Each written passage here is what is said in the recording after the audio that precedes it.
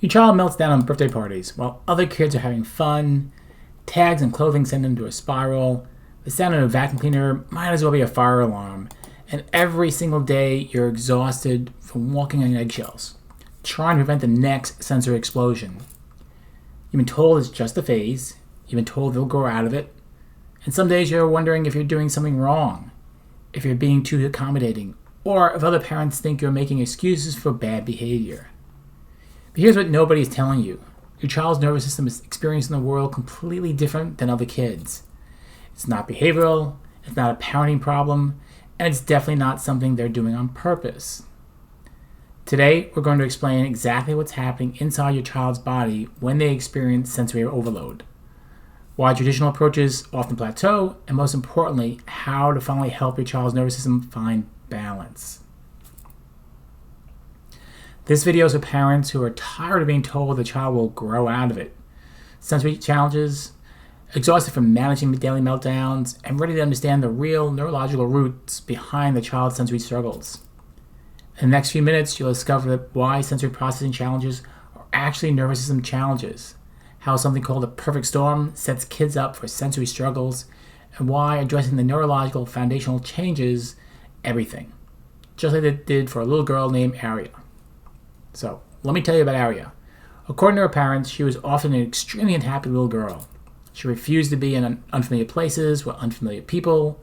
When her family tried to go out, which they occasionally attempted, it would end in Aria completely melting down with sensory overload. Every outing was a gamble. Every new environment was a threat.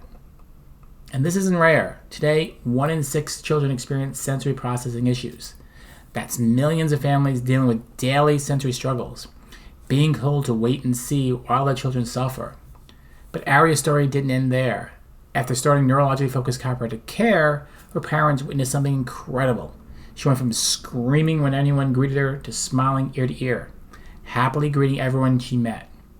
Her sleep improved, her speech blossomed. The child who was trapped in sensory overwhelm finally found freedom.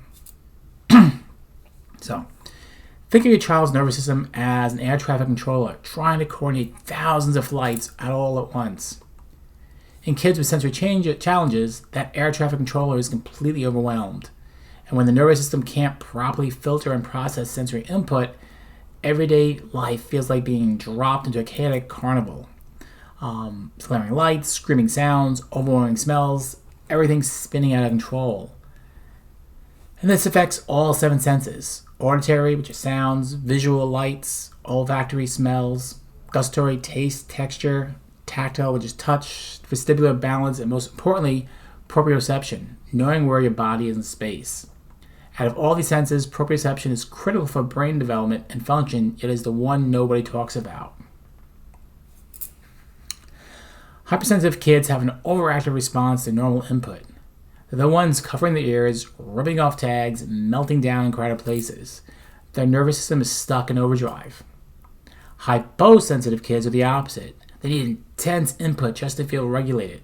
They're constantly touching, crashing into things, seeking that sensory input that nervous system craves. Most kids have both, which seems confusing until you understand that their nervous system is dysregulated, swinging between extremes, trying to find balance. And when you see these patterns, you're not seeing difficult behavior, you're seeing a nervous system that's stuck and can't self-regulate. Sensory issues don't just appear randomly.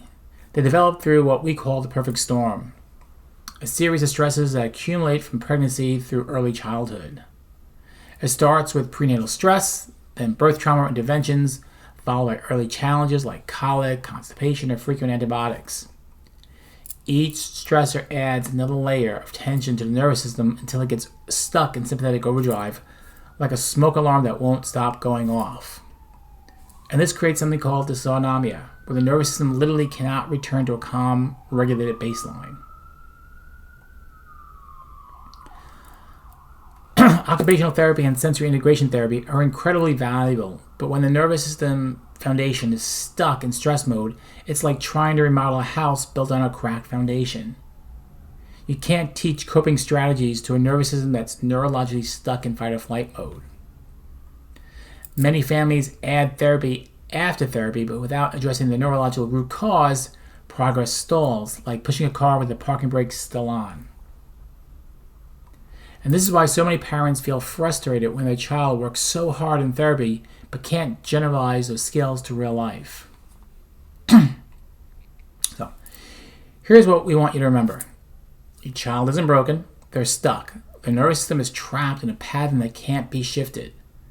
When we address the neurological root cause through neurologically-focused chiropractic care, we help release that tension on the nervous system. We restore balance, and we help your child's brain finally process their world without constant overwhelm. You don't need more labels. You don't need to wait and see. You need answers in action. Click the link in our bio, comment below, or send us a DM to schedule your child's neurological evaluation with Vanilla Chiropractic in Virginia Beach. Let us help your child experience the world with joy instead of overwhelm.